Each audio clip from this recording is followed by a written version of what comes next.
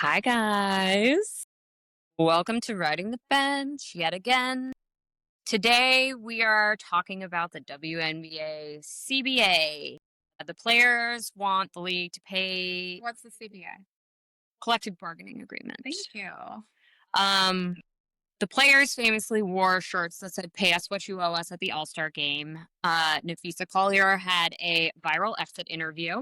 And there have been some explosive moments along the way as it pertains to the current CBA expires on Halloween, on October 31st. Correct. In a week.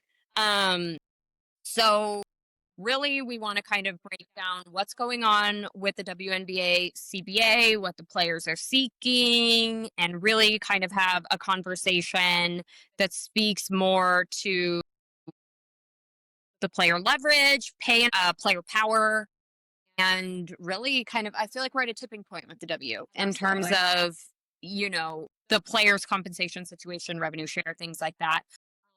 And frankly, their mistrust with the league office at this point. And things are pretty fractured.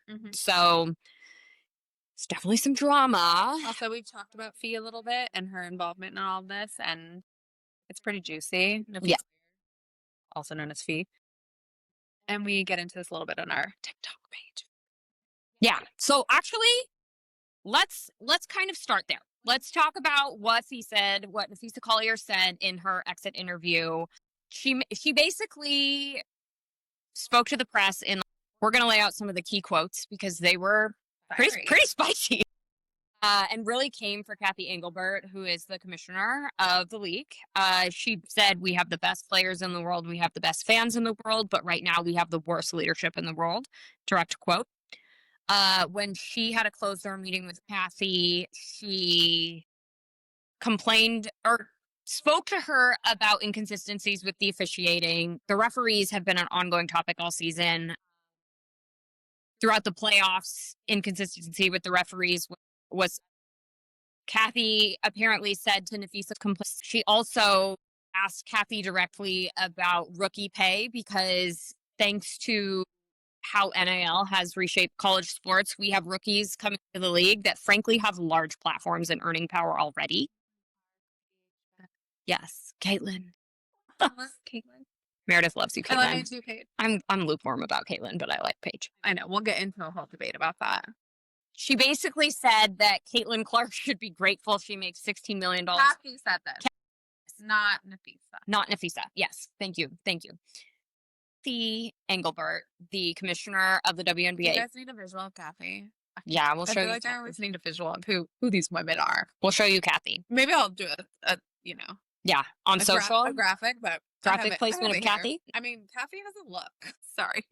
It's like a very specific look. So I would like to show. Yeah, show Kathy. Keep going. Show Kathy. So apparently in this closed door meeting, Napheesa Collier came with her receipts to her exit interview. There's Kathy. Really nice. Yeah. Anyway. I mean, this is an appropriate venue to talk shit about Kathy. I just feel like she looks like she sits at the slot machines, maybe. Yeah. Yeah, fair. So yeah, in Fee's closed door meeting with Kathy, in addition to saying that only the losers complain about the rest, she also said that Caitlin Clark should be grateful she makes $16 million off the court because without the platform that the WNBA gives her, she wouldn't make anything. Also, that figure just feels so arbitrary and like erroneous. I don't know. Yeah. There's just so many problems with that statement. But the point is homegirl saying stuff she shouldn't be saying. Oh, I mean, I think one thing that we've talked about kind of in private and on our socials is really just like, we work in leadership. Like, to think about saying something like that behind closed doors to an employee, like, I would never, because I would know the risk of reprimand existed, and it's wildly unprofessional. Not only that, it just shows just such the level of disconnect between Kathy and the players. 100%.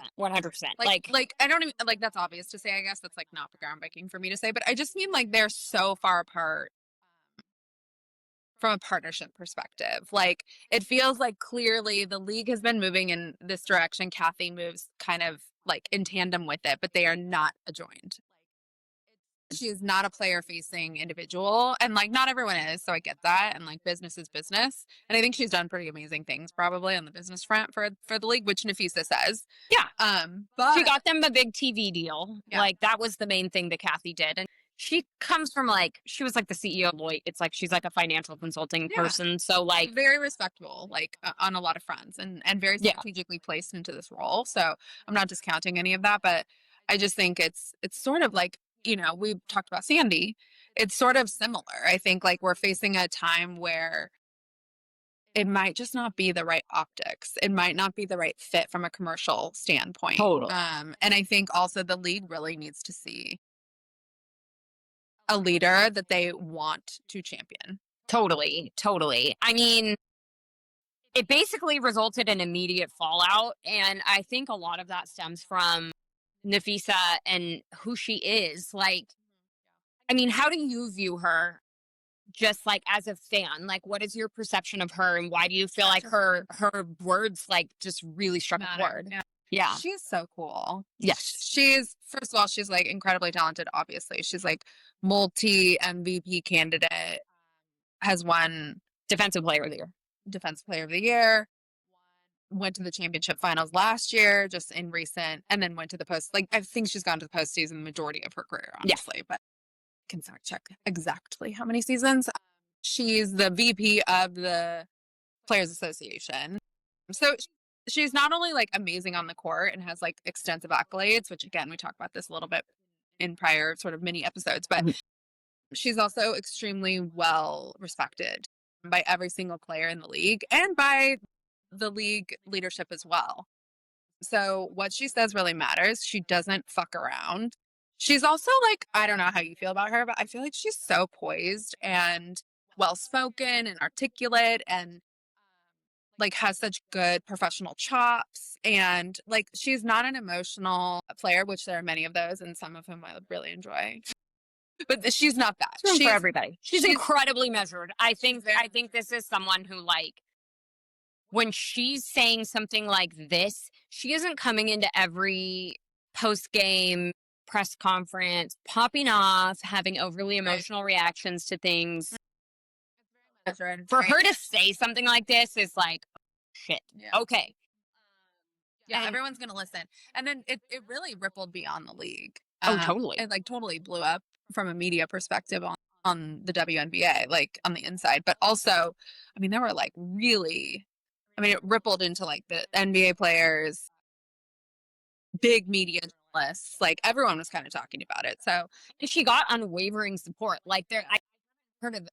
Have you heard of anyone coming out and criticizing her statements? Yeah, same. So it's like really we've heard kind of like robust criticism for the league and how the league office's relationship is so fractured with the players and they're so far apart in terms of the CBA negotiations. But I haven't heard a speck of criticism for Napheesa Collier. Yeah, because she's the best. She's really, yeah. It just was crazy. It was also like a really big pivotal moment for her to like really strategically and from a very measured perspective, like take a stand. She knew what the fuck she was doing. She knew everyone was going to listen. She seized fully. And I think that's really cool. Like we've really never seen that. Like whether it's WNBA or NBA or MNBA as I like to call it. MNBA. But there's really no equivalent to that level of mic drop, honestly. Yeah. And I think what made it even more kind of fascinating and turned it into even more of a medium. I mean, this happened right at the start of the WNBA finals. And this was like the biggest story. Like people were not talking about what was happening. And I mean, it's a pretty boring series, but I think like part of what made it like sort of extra chaotic and fascinating was the fact that Kathy Engelbert also came out and basically like denied that she said those things behind closed doors. Like at one point, she denied it. She just like didn't even address any of it. Like it just felt so soulless to me. I think she said that some of the comments weren't true. She did. Yeah. Sorry. I don't mean like not even denying it. I mean in addition to denying it, like it wasn't even that bothered me so much because of course she was going to deny it. Yeah. But it was just like the tone and the level of like apathy almost for what she said was like really a turnoff for me. Yeah. No, I agree. And I think I at didn't one believe a point, word she was saying. yeah, it felt very performative.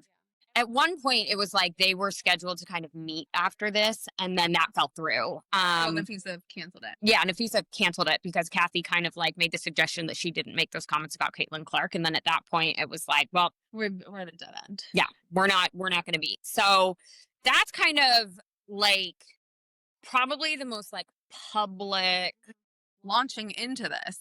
thing that happened launching into the CBA negotiations. I think there are a lot of players and if you're a fan and you're kind of tapped into what's happening with the WNBA, like you kind of know that this is coming, but I think that really like put it on everybody's radar in a very meaningful way. So I think like for the casual fan who doesn't really like totally understand the CBA, let's kind of talk about like what this means for the upcoming season. So let's talk about kind of like how they come to the negotiation, the numbers, what they mean when what the players ultimately mean when they say pay us what you owe us. So let's talk about the current CBA. The last deal they made was so they're in like a 5-year cycle. They did get some base salary increases. They improved their travel, and it sounds like they also benefits in there for the players. Well, it was less than 2020. Yeah. You know what I mean? Yeah. I kind of had to. And then the primary thing that they're still arguing about is revenue share. So the revenue share was still conditional in the current CBA that expires next week. Or by the time this goes live, it may have just expired. We'll see. We're not really on a schedule here. We're trying.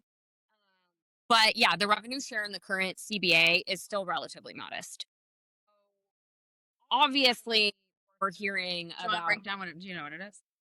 When I get into the number. Do you know the percentage? I believe, I could be wrong. I can fact check this really quickly, but I believe so. I mean, the biggest, we don't even have to get into specifics, but like for point of comparison, right? The NBA players get 50% of the league's revenue. That's a lot. Yeah. Like that's fucking awesome. As they should. They're the product, right? Yeah, they are the product. I believe in the WNBA, they get 9%. And there are complexities that make it impossible for the WNBA in this round of negotiations to make it up to 50%. Like there are blockers there. I don't want to get into all of that, but there are complexities. Just the cap table that owns the WNBA that make that hard. But the fact that they're at 9% is totally inexcusable. So just to paint the picture of the disparity between the two. Granted, like there's so much context that goes into this. It's not like this just happened overnight. Like the WNBA has been bailed out many of times because of the contracting interest in the league, and like it has growth stages and then it contracts, growth stages and contracts. So that's a big part of it. But right now is the time. It's the moment. 100%. And I think part of what they're kind of hung up on is that the revenue share is conditional in the current CBA. They want to make sure that it adjusts and scales like with growth. Yes. And I think that's when they are ultimately like the product that's bringing in the fans. Like I agree with them. I think that it should. I mean, I think we've all seen in the last 2 years just sort of like explosive mainstream growth in the league. Like we always known that it's existed. Right. We've been watching probably longer than the average casual fan, but really in the last 2 years, I feel like that's where you started to see that spike. And all of the emerging data, I mean, valuations are up on the league. I mean, we had an expansion franchise in their first season in Golden State get valued at $500 million. Like incredible valuation for WNBA.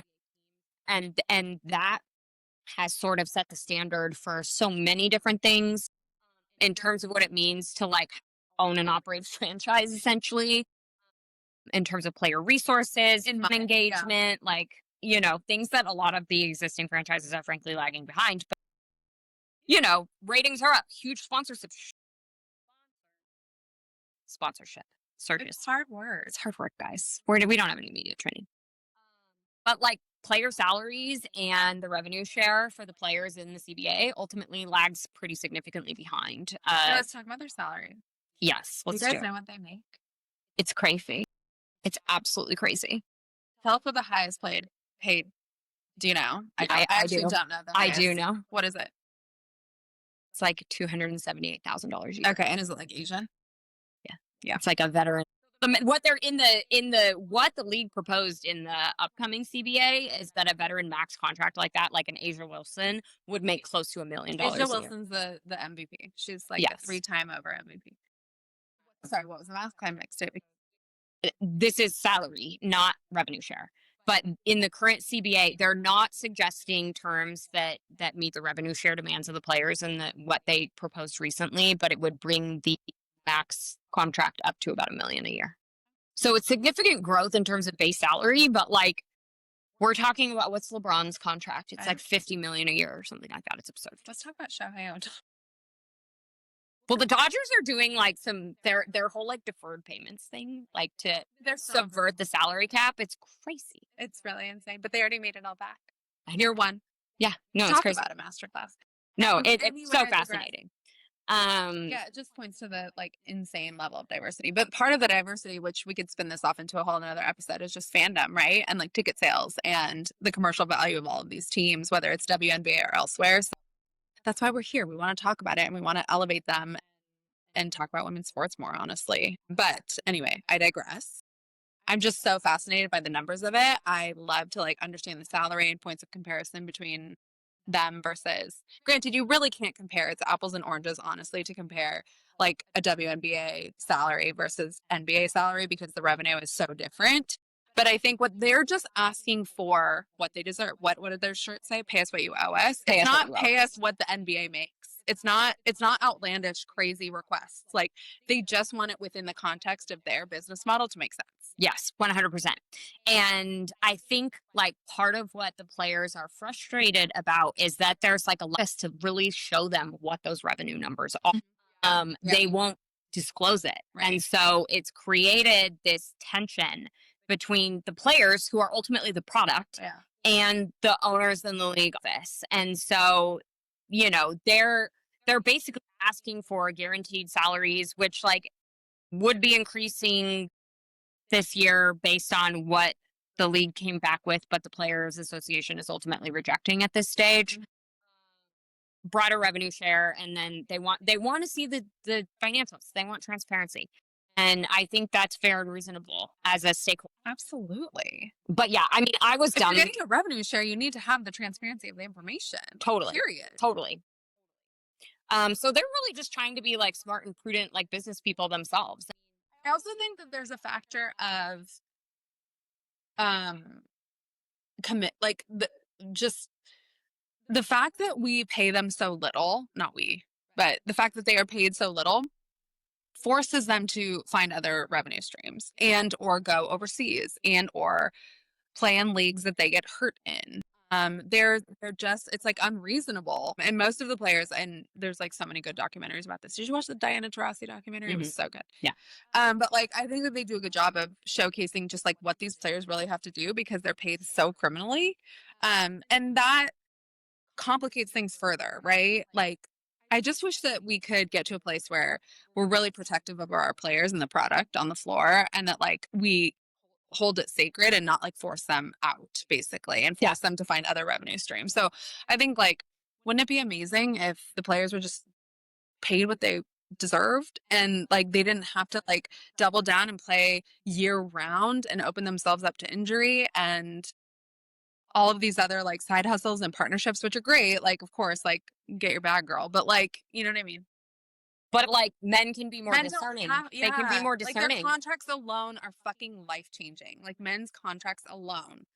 Yeah. Regardless of the sponsorships and partnerships that they do, like their contracts are absolutely like multi-generational altering. Yeah. And I mean, even what you see like in the WNBA All-Star game, for example, Natasha Cloud wins the 3-point contest and there was a $250,000 like bonus for that or something like that. I don't remember what the exact number was, but something like that, a 6-figure bonus.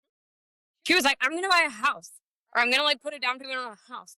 It's like these male NBA players just like literally buy a mansion in whatever city they get traded to. It's like kind of many times part of the deal. Yeah. They're above and beyond their salary. Above and beyond their salary that they're provided with housing. And so it is like a really stark contrast. I mean, I remember at one point, like what I found the most baffling, and this is why I kind of knew what that veteran max contract was. Uh-huh. I remember reading about Sue Bird at one point, who is like a legendary player of the game. And I was like, What was her earnout potential? Is that what you looked up?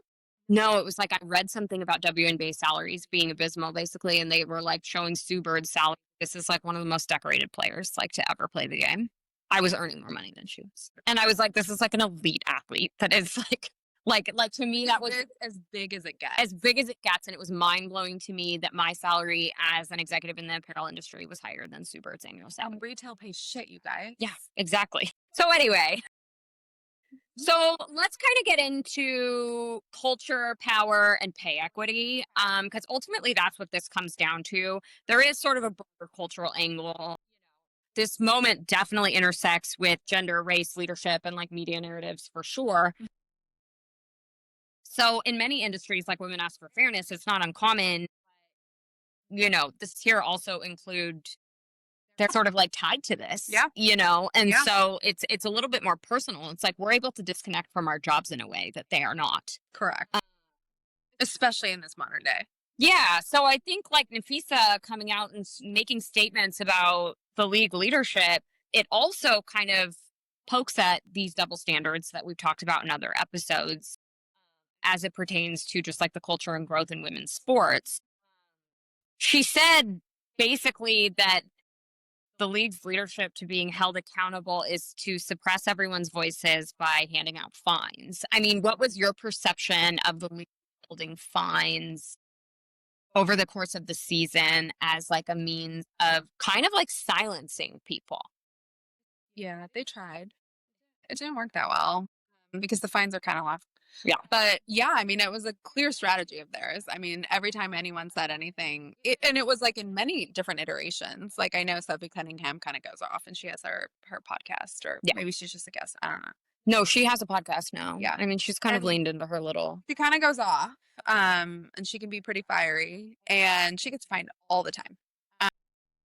You send obviously like a not glamorous tweet, and you can get fined. So it's definitely their tool to silence their players, but it's not working, which I think is fantastic because it shouldn't. Like we're in this like very clear inflection point, and like you can fuck right off.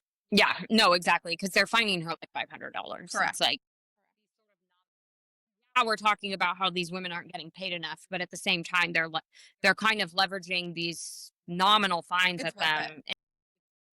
The players just feel like they're rolling their eyes. Yeah. Essentially, Yeah, they're rolling their eyes. and I don't really know how that works. Like, do they really come and collect? Like, I don't know how that works, but I don't really know how it works. I mean, they're like just deduct it from my whatever. I don't know. They're like deduct it from my already shitty salary. Like, yeah.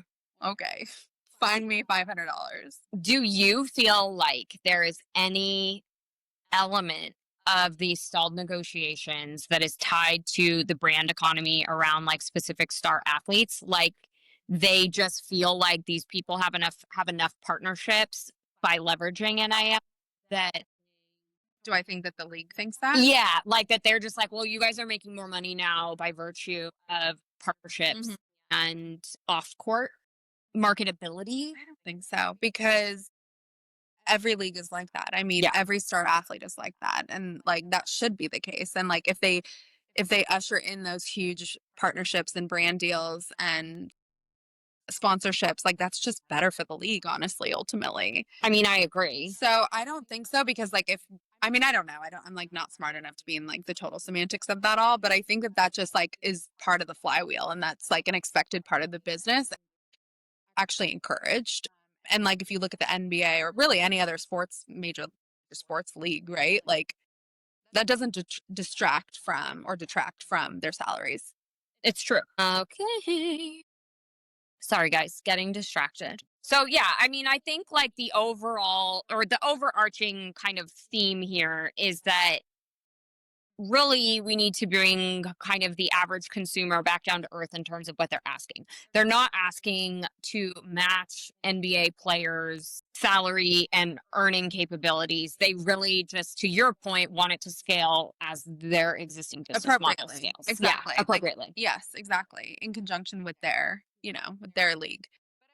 You know what's interesting though that kind of just occurred to me is that I think what the league is afraid of, I mean, I don't know. Again, I'm not like smart enough to be in the business economics of this, but as managing businesses myself and being a P&L owner and getting pretty in the weeds of all of that, I think I think that they're trying, I think they have to be smart. The league has to be smart about their counter negotiations and their negotiations into this because it is a moment right now.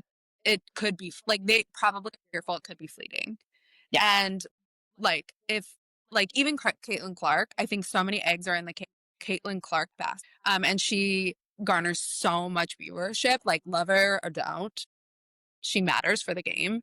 And there's like a bajillion stats that can back that up. But I think, and like say what you will about her play or, like her talent level or whatever.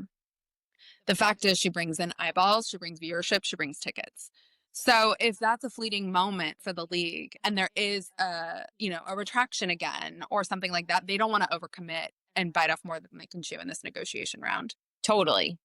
All right, so what happens next? Let's talk about projection scenarios and how like listeners should probably interpret these CBA negotiations, I guess, since we really are trying to talk about it in a way that's sort of like casual and digestible. Yeah, what does happen next? I mean, they owe an answer on the 31st, but I feel like that's not going to happen. I think it's going to get pushed out. It sounds like they can push it out to, it's like 6 weeks or something like that, November. I didn't know that. Or December. I mean, the players can ultimately opt out. They're going to opt out. Here's my problem. I have season tickets. So do I. And I need this wrapped up so that I can get the full season. I know. We're going to be so pissed if we're in a... This is the problem too. Like, fans are putting the pressure on too. I mean, everyone is really supportive, I think, like from a social perspective. Totally. About these player negotiations. So I think hopefully that level of social pressure is going to make things accelerate in the direction of players. That would be my hope. I'm hoping that pressure does kind of get the league to get things moving because they're too far apart right now. We need them to get a little bit closer. I think everyone's going to end up making some concessions because I don't think a lockout benefits anybody. The players are definitely like talking spicy, like we'll lock out. Like we're not going to pay. We're not going to play until they give us like what we're asking for. But I do think that the players will probably end up making like some concessions and then the league is going to, they're going to meet each other because nobody really benefits if they lock out. But I do think that they feel that this is their chance. Like this is their chance. Yeah. They're never going to have a riper opportunity. So I could see them being like fuck you, standing firm. Yeah. I really could. And if that has to eat into the season, I think they're like, fuck it. Yeah. We will be sad as fans. I'll be really sad as fans, do you feel like, okay, sorry. Pause because I lost my train of thought. No, sorry, I keep interrupting you. No, it's fine. I think that's a beautiful outline for us, by the way. Andrea works really hard. I try to be honest. And I just fuck it up. So I'm really sorry. I just want to talk to my friend. I like the prompt. Don't get me wrong. No, and we're off prompt all the time. It's really just a guide so we don't miss anything really critical in these conversations. And you know what? Like sometimes it's out anyway. So sorry, guys. Okay, so really what I also want to get your feelings on is Kathy Engelbert. Is Kathy gone? Is Kathy gone? Like, Kathy's not gone yet, obviously, but is Kathy going to survive this crisis of confidence in her? Like my prediction? Yeah. I think they're going to remove her. I know that's bold and a lot of people disagree, actually, but I think they will. I agree with you. I think Kathy's done. I think she's going to be collateral damage in this. There's no way to get around. Yeah, and look, that the players don't have any. I think ownership in the league office can probably repair their relationship with players. I just think Kathy is, and she's going to be fine. Bye, Kath. Bye, Kath. Okay. that they're sort of cutting bait with coaches, like all the different leagues are cutting bait with the coaches, and there's just like a whole shakeup in general happening in the league. I think this is part of that. I think this is part of a rebrand moment. I agree. And I think they're like these are like crocodile tears from Kathy. Correct. That's what I was looking for earlier. Those are the words I was looking for earlier. She's just I'm not buying it. Yeah. So yeah, I think this is kind of like a game-changing moment. I think this is obviously like one we couldn't gloss over, and even though they aren't actively in season, it just feels like it's like any fan that is following women's sports, the growth of the sport, or really just the WNBA, the WNBA in general. This is like so clearly on their radar. So that's really where we're at. I mean, obviously, we will circle back with you all once we see how these negotiations unfold, because this is like a critical off-season moment for the W. But yeah, it all, and we've known these negotiations were coming, but ultimately it kind of came from it was like a snowball effect from the time that Napheesa Collier kind of gave her very spicy exit interview. Yeah, absolutely. Yeah. She was issuing a challenge to the league. Exactly. It was fuck around and find out. Like, yeah, it was very fuck around and find out from her. Yeah. That's it for today. If you guys are listening and you love sports, drop us your thoughts in the comments. What does fairness look like to you? What does pay equity look like to you? We want to hear from you. Yeah. So comment, DM, tag us. And yeah, keep following along if you are enjoying these conversations. Bye. Bye.